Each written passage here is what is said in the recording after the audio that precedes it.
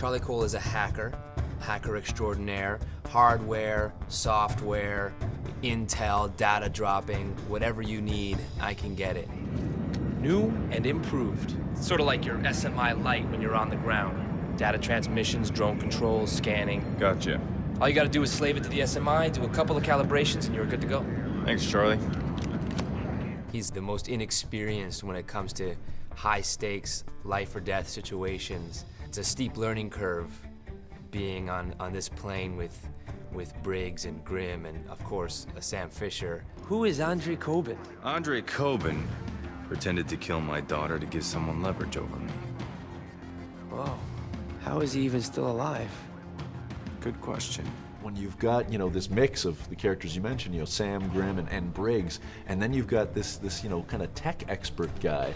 How does that, how does your role get into that? How do you fit amongst the dynamic? Well, there's a lot of animosity between Grimm and I, and we are familiar with each other from the get-go in this game. And I think, Grimm is a very by-the-book practitioner, and Charlie is more willing to bend the rules of law, which is, I think, where he sees eye to eye with Sam, because Sam's, in his own way, will do it his own way.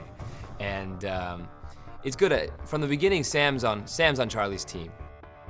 As much as there's a lot of jokes at his expense, and he's sort of the run to the litter on the team, he's invaluable. Charlie, rustle us up some transport, would you? Somebody that blends, panel van. You got it.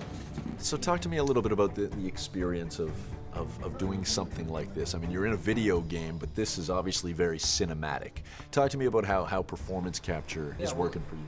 It's super cinematic, but it's also like doing theater. I mean, you don't have anything. Like, I don't know how much you can see around here, but this is our set.